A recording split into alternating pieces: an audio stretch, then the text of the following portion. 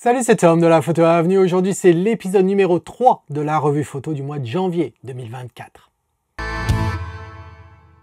Alors en effet, c'est le troisième épisode de cette revue photo du mois de janvier 2024. Si tu as loupé les deux précédents épisodes, je t'invite à cliquer sur le lien ici, ça va t'amener vers la playlist et tu pourras voir ce que j'ai dit sur les 3 photos du premier épisode et sur les 3 photos du deuxième épisode. Je pense qu'il y avait beaucoup de choses à apprendre avec ces deux épisodes-là. Aujourd'hui, on a 2 photos à notre disposition. Tu connais le principe, certains des membres des classes argent ou or peuvent m'envoyer leurs photos pour la revue mensuelle. On a deux revues mensuelles en fin de compte. On en a une revue privée. Là, ils peuvent m'envoyer jusqu'à 2 photos par mois et c'est juste entre eux et moi. Et ensuite, ils peuvent m'envoyer en plus de ça une autre photo pour une revue publique. C'est celle que je publie sur la chaîne YouTube. Comme d'habitude, je lis la description que m'a faite l'auteur et ensuite, quand je peux le faire, quand ça a du sens, eh bien, je modifie l'image afin d'illustrer mes remarques. Allez, c'est parti. Voici donc les 2 photos que l'on a. On a une photo de Laurence qui est à gauche, avec la neige, et on a une photo de Chavano, une photo animalière sur la droite. Regardons ce que me dit Laurence. Alors, salut Tom, voici ma photo pour la revue de janvier. Je suis tombé par hasard sur ce paysage et bien sûr, je n'avais que mon Natel avec moi. Natel téléphone. La qualité n'est donc pas terrible. J'adore cette ambiance de coucher de soleil avec le contraste entre les couleurs froides et les couleurs chaudes. C'est une photo que j'aime beaucoup. Quels sont les commentaires et critiques sur cette photo que tu pourrais faire? Merci beaucoup pour ton retour.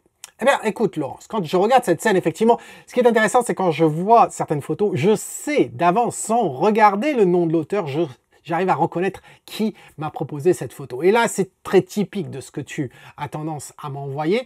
C'est pas une critique en soi, c'est quelque chose de bien. Et effectivement, cette relation entre les tons chauds et les tons froids de la nuit qui tombe ou du lever du jour, tu nous as proposé plusieurs photos comme ça se marie toujours très bien. Et là, je trouve que tu t'en sors plutôt bien. On a une tendance un peu verte, on va dire, plutôt que bleue, mais elle ne me dérange pas en soi, pourquoi pas. Alors quand je regarde la photo, je la trouve très bien. C'est vrai que c'est enrageant de prendre une photo comme ça avec son téléphone, alors que si tu l'avais prise avec ton DSLR, tu aurais une meilleure qualité aussi bien dans la gestion des couleurs, mais aussi dans la netteté de l'image, etc. Mais bref, comme ça, c'est déjà pas mal. Il y a 2-3 trucs qui ont attiré mon regard. La première chose, ça va être cette branche du sapin qui est en premier plan et donc qui obstrue l'autre sapin qui est derrière. Ça fait grosse tache devant, ça me gêne. Et tu as également celle-là ici qui ressort. Ensuite, quand on rentre dans des petits détails, on peut s'apercevoir qu'il y a des sorte de tâches. Alors par tâche, j'entends pas des tâches sur le capteur ni sur l'objectif. Non, des tâches, c'est simplement des zones qui créent de l'ombre, etc. Et donc qui attirent le regard et qui font tâche quand on a une vue relativement large de l'image. Donc par exemple, ici que je nettoierai, on a un petit point ici que je nettoierai également. Là, ici, je sais pas ce que c'est peut-être un bac pour alimenter de l'eau ou bien simplement des planches. En tout cas, c'est assez sombre ici, ça attire le regard, je trouve. Ensuite, il y a quelque chose ici un peu curieux que je traiterai et puis légèrement sur le bord pour éviter ce contraste-là. Alors, tout ça, la majorité des choses, je ne pourrais pas le faire dans Lightroom. Donc, exclusivement, je suis allé dans Photoshop, j'ai utilisé les nouvelles fonctions d'intelligence artificielle dans Photoshop. On a vu tout ça dans la formation dédiée à Photoshop, c'est-à-dire le guide pratique de Photoshop pour les photographes. Si tu ne sais pas encore de quoi il s'agit, je t'invite à cliquer sur ce lien là-bas. Tu vas pouvoir voir de quoi s'agit le cours. On est à plus de 22 heures de cours sur Photoshop et on ne voit que des choses qui sont pratiques pour les photographes. Voilà. Et je couvre également les étapes que j'ai utilisées pour modifier cette photo. Alors, ça pourrait donner quoi? Eh bien, ça pourrait donner ça. Voilà. Alors, tu remarqueras déjà, le plus gros changement, c'est ce qui s'est passé sur la gauche. Voilà. Et donc, ça, c'est le remplissage génératif où j'ai simplement fait le contour de ça et ça m'a proposé 3 versions et j'ai choisi celle-ci. Ça m'a amené à faire un petit peu plus de nettoyage après coup. Ce qu'il y avait au-dessus là, c'était simplement fait avec l'outil de suppression.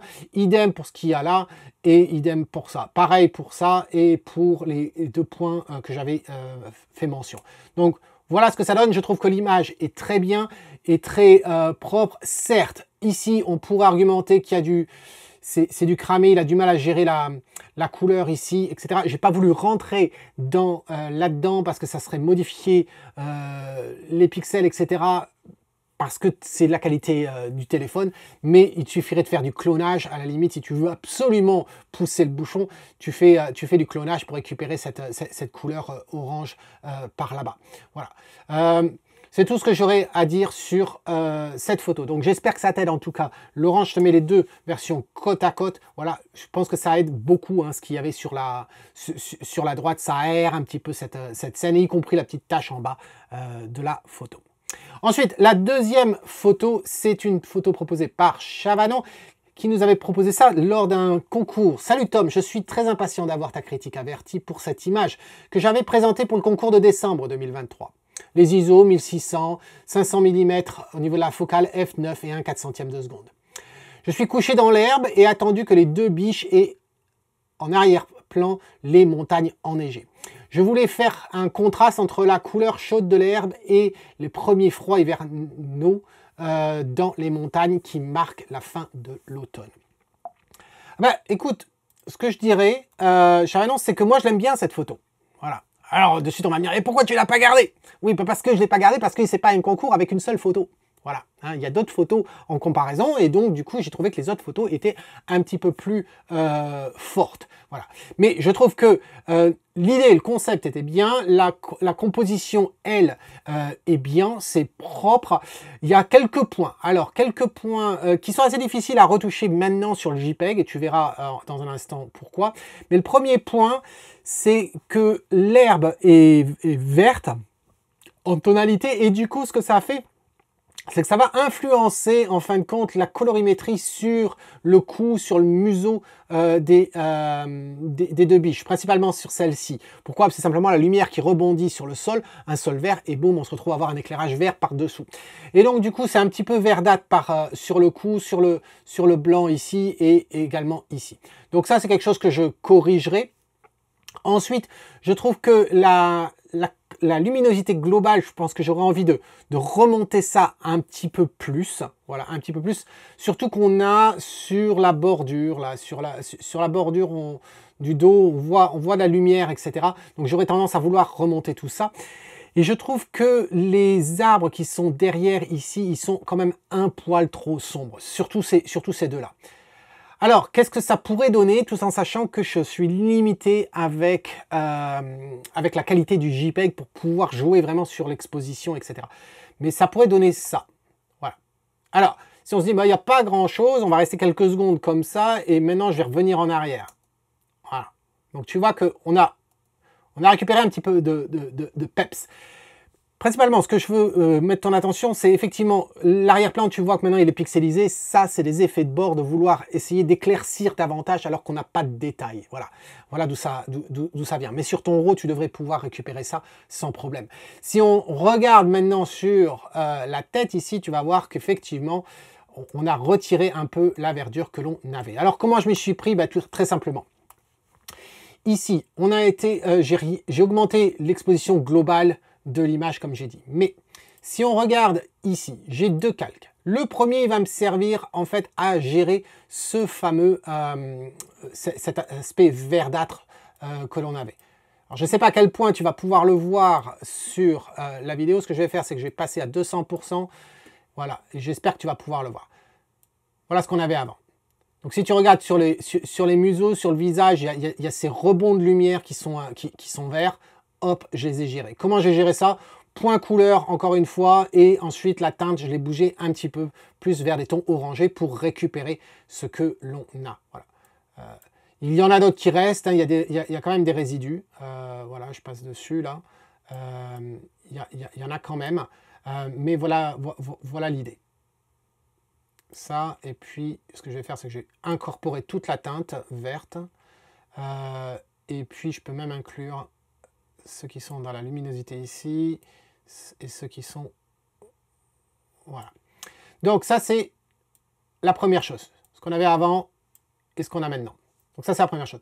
Ensuite, la deuxième, c'était pour cet arrière-plan. Parce que l'arrière-plan, tu vois qu'il était très sombre. Alors pour ça, je vais simplement revenir sur du 100%. On était très sombre. et je trouvais que ça faisait vraiment trop contraste. Et donc, du coup, de remonter tout ça, mais bien sûr, ça a cassé avec le nombre de bits que l'on a dans le JPEG et le peu d'informations que l'on a. Donc voilà, j'espère que ça t'aide en tout cas. Chavanant, je te remets les deux photos côte à côte ici. Je trouve qu'il y a un petit peu plus de vie dans la version que je te propose. Voilà, mais c'était surtout le vert le plus important, c'était cet effet de bord. Voilà. J'espère que ça t'aide en tout cas. Dis-moi tout ça dans un commentaire. Et si toi qui n'es ni Laurence ni Chavanon, est-ce que tu as des commentaires pour leur image? N'hésite pas à le faire dans le plus grand respect, bien entendu, dans un commentaire sous cette vidéo. N'oublie pas non plus de marquer un pouce sous la vidéo, c'est gratuit pour toi et pour nous, ça veut dire beaucoup. Le prochain épisode, on verra deux autres photos. En attendant, si tu aimes ce que tu vois, que ce soit du paysage ou de l'animalier, ben, capture-le. Et puis si tu as des questions, eh bien, participe à la revue photo et j'essaierai de t'aider du mieux que je peux. Cheers!